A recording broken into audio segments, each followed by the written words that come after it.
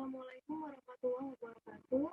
Di video kali ini saya akan menerangkan tentang revisi Undang-Undang Nomor 5 Tahun 1960 tentang Peraturan Dasar Pokok-pokok Agraria.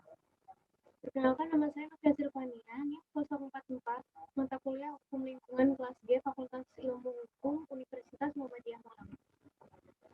Di dalam Undang-Undang Nomor 5 Tahun 1960, Peraturan Dasar Pokok-pokok Agraria, yaitu bahwa hukum agraria tersebut harus pula merupakan pelaksanaan daripada Dekret Presiden tanggal 5 Juli 1959. Ketentuan dalam pasal 33 Undang-Undang Dasar dan Manifesto Politik Republik Indonesia sebagai yang ditegaskan dengan pidato Presiden tanggal 17 Agustus 1960 yang mewajibkan negara untuk mengatur pemilikan tanah dan memimpin penggunaannya, hingga semua tanah di seluruh wilayah kedaulatan bangsa dipergunakan untuk sebesar-besar kemakmuran rakyat, baik secara perseorangan maupun secara gotong royong. Di dalam Peraturan Dasar Pokok-pokok Agraria ini menerangkan bahwa hukum agraria nasional harus memberi kemungkinan akan tercapainya fungsi bumi, air, dan ruang angkasa sebagai yang dimaksud di atas dan harus sesuai dengan kepentingan rakyat Indonesia serta memenuhi pula keperluannya. Yang kedua, bahwa hukum agraria nasional itu harus mewujudkan penjelmaan daripada ketuhanan yang Maha Esa, keperikemanusiaan, kebangsaan, kerakyatan, dan keadilan sosial sebagai azas kerohanian nasional, negara, dan cita-cita bangsa seperti yang tercantum di dalam pembukaan Undang-Undang Dasar. Slide selanjutnya, di sini terdapat tujuan Undang-Undang Nomor 5 Tahun 1960 tentang Peraturan Dasar-Dasar Pokok Agraria. Yang pertama, untuk mengatur dan menyelenggarakan peruntukan, penggunaan, persediaan, dan pemeliharaan bumi, air, dan ruang angkasa tersebut. Untuk yang kedua, untuk menentukan dan mengatur hubungan-hubungan hukum antara orang-orang dengan bumi, air, dan ruang angkasa. Yang ketiga, untuk menentukan dan mengatur hubungan-hubungan hukum antara orang-orang dan perbuatan-perbuatan hukum yang mengenai bumi, air, dan ruang angkasa. Kemudian terdapat hak-hak atas tanah, air, dan ruang angkasa serta pendaftaran tanah. Hak-hak atas tanah antara lain hak milik, hak guna usaha, hak guna bangunan, hak pakai, hak sewa, hak membuka tanah, hak memungut hasil hutan, dan hak-hak lain yang tidak termaksud dalam hak-hak tersebut di atas yang akan ditetapkan dengan undang-undang serta hak-hak yang sifatnya sementara sebagai yang disebutkan dalam pasal 53. Untuk hak-hak atas air dan lingkungan angkasa, ada hak guna air, hak pemeliharaan dan penangkapan ikan, serta hak guna ruang angkasa.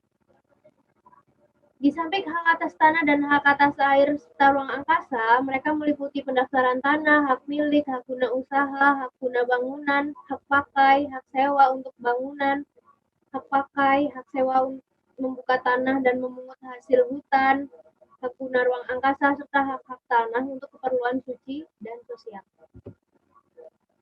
Kemudian dasar hukum agraria nasional, pertama-tama dasar kenasionalan itu diletakkan dalam pasal 1 ayat 1 yang menyatakan bahwa seluruh wilayah Indonesia adalah kesatuan tanah air dari seluruh rakyat Indonesia yang bersatu sebagai bangsa Indonesia, dan pasal 1 ayat 2 yang berbunyi bahwa seluruh bumi, air, dan ruang angkasa termasuk kekayaan alam yang terkandung di dalamnya dan dalam Republik Indonesia sebagai karunia Tuhan Yang Maha Esa adalah bumi, air, dan ruang angkasa bangsa Indonesia dan merupakan kekayaan nasional. Ini berarti bahwa bumi, air, dan ruang angkasa dalam wilayah Republik Indonesia yang kemerdekaannya diperjuangkan oleh bangsa sebagai keseluruhan menjadi hak pula dari bangsa Indonesia, jadi tidak semata-mata menjadi hak dari para pemiliknya saja.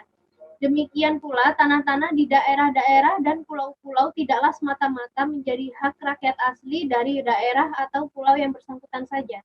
Dan pengertian demikian, maka hubungan bangsa Indonesia dengan bumi, air, dan ruang angkasa Indonesia merupakan semacam hubungan hak ulayat yang diangkat pada tingkatan yang paling atas, yaitu pada tingkatan yang mengenai seluruh wilayah negara. Adapun hubungan antara bangsa dan bumi, air, serta ruang angkasa Indonesia itu adalah hubungan yang bersifat abadi. Itu terdapat di pasal 1 ayat 3. Kemudian dasar-dasar untuk mengadakan kesatuan dan kesederhanaan umum. Dasar-dasar untuk mencapai tujuan tersebut nampak jelas di dalam ketentuan-ketentuan yang dimuat dalam bab 2 Undang-Undang Nomor 5 Tahun 1960 tentang Peraturan Dasar Pokok-pokok Agraria. Kemudian dasar-dasar untuk mengadakan kepastian hukum usaha yang menuju ke arah kepastian hak atas tanah ternyata dari ketentuan dari pasal-pasal yang mengatur pendaftaran tanah ada di Undang-Undang Nomor 5 Tahun 1960 tentang Peraturan Dasar Pokok-pokok Agraria.